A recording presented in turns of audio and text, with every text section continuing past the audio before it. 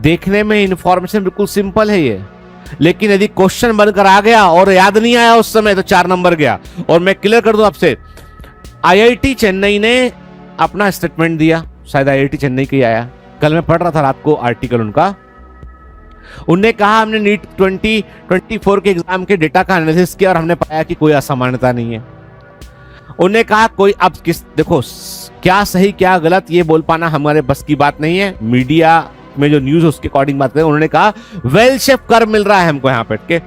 उनका बोलना यह है कि इस एग्जामिनेशन में ओवरऑल कट ऑफ ऊपर गया है नीट 2024 में। उसके पीछे बड़ा कारण बताया उन्होंने 25% रिडक्शन इन सिलेबस। ठीक है, केमिस्ट्री में 22 चैप्टर बचे हैं, 20-22 चैप्टर सब हटा दिया उन्होंने, बहुत सारा केमिस्ट्री हटा दिया।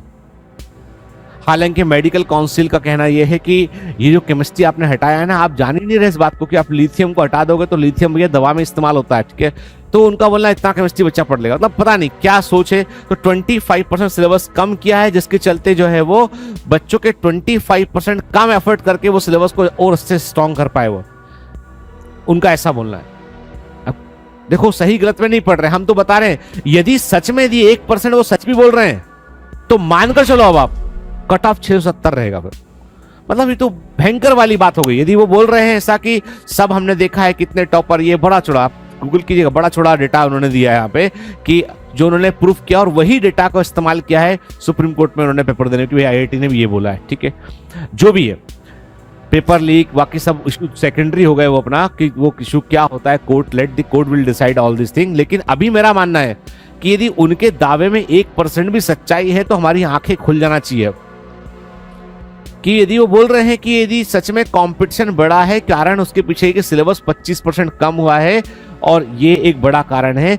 और मैं कहूं आपसे कि हर साल यदि आप नीट 24 छोड़ दो, आप पहले का पेपर उठा के देखा, हर साल 1 क्वेश्चन 2 क्वेश्चन आई पर और ईयर पर आया हुआ है। हर साल 23, 22, 21 आई पर ईयर पर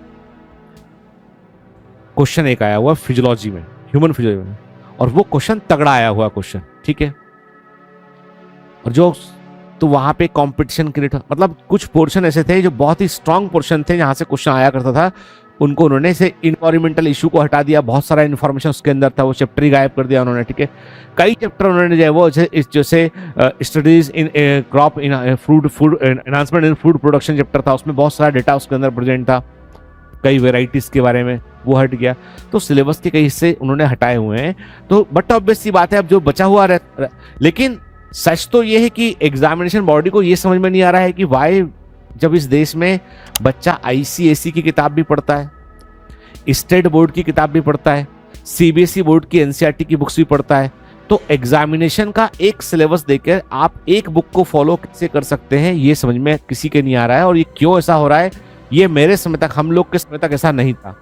हम लोग के समय तक एनसीईआरटी की किताब से क्वेश्चन नहीं आते थे, क्वेश्चन चैप्टर थे। सेल बायोलॉजी है तो आपको पढ़ना पड़ेगा। तो जो पुराने टीचर है ना, जो पढ़ा रहे हैं किसी किसी कोचिंग में, वो क्या कर रहे हैं, वो आज भी वही उसी डेप्थ में पढ़ा रहे हैं। यदि आप मेरे 2017 2018 के लेक्चर देखेंगे तो आपको लगेगा सर तो बहुत डिटेल में आके पढ़ा रहे हैं, बहुत डिटेल में आके रिसेप्टर के टाइप ये सब पढ़ा रहे हैं। एक समय आया करता था, धीमे धीमे वो चीजें कम होते होते होते अब बिल्कुल किताब पर आ गया है। जब किताब पर आ गया है तो लाइनों को ऊपर आ गया, अब लाइनों पर आ गया है तो फिर ऐसी छिपी इन्फॉर्मेशन पे भी आ गया है। क्योंकि ये सब अब एग्जामिनेशन इस बात का नहीं कि तुमको कितना मालूम है, एग्जामिनेशन इस बात का है कि तुमसे गलती होती है या नहीं होती है, बस बनेगा तुम सबको। प्रेजेंस ऑफ माइंड, वहां पे तुम गलती करके आ रहे हो नहीं करके आ रहे हो। बैंकिंग में एक एग्जाम होता है, क्लरिकल का एग्जाम होता है, तरफ पता लिखा होता है और 4 तरफ सेम एड्रेस लिखे होते हैं एबीसीडी। कहीं पिन कोड आगे पीछे होगा, कहीं पे जो है वो पते में कॉमा गलत होगा, कहीं पे नाम में एक स्पेलिंग गलत होगी। वो बोलता है झट से आधे घंटे 1 घंटे में पड़ता है, उसमें कई सारे पते मैच, सही क्या मैच करना होता है, सिर्फ एक्यूरेसी चेक करने का एग्जाम होता है।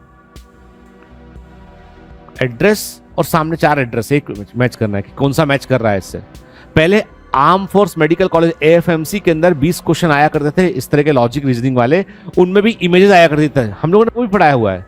इमेजेस आया करते थे, एक इमेज है कि अगली इमेज क्या होगी इसमें, तो वो आपका बेसिकली थॉट प्रोसेस को चेक करते थे आपका कि आपका इंटेलेक्ट लेवल कितना है, वो चेक। धीमे धीमे एग्जामिनेशन जो है वो अपनी ग्रिप छोड़ता चला जा रहा है। उसका परिणाम ये हो रहा है कि कट ऑफ ऊपर ऊपर ऊपर जाता जा रहा है। यदि आईआईटी की बात सही है then we should be very very careful. 670 680 number जो है वो ऐसा स्कोर होगा जहां पे कॉलेज मिलेगा।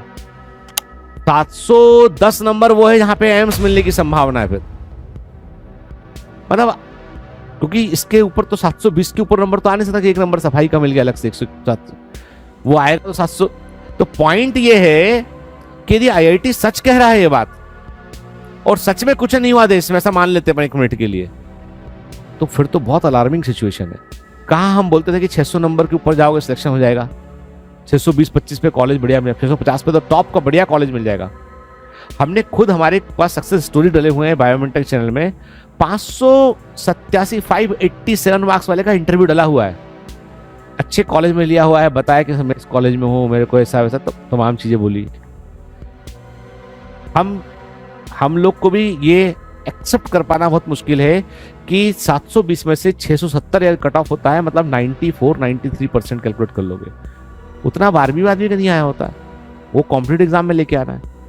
इसका मतलब बहुत प्रैक्टिस। यदि वो लिमिटेड सिलेबस है तो you have to go multiple time, बार बार सेम क्वेश्चन गलत नहीं होना चाहिए, ठीक है, क्योंकि वही एग्जाम में आ रहा है, ठीक है।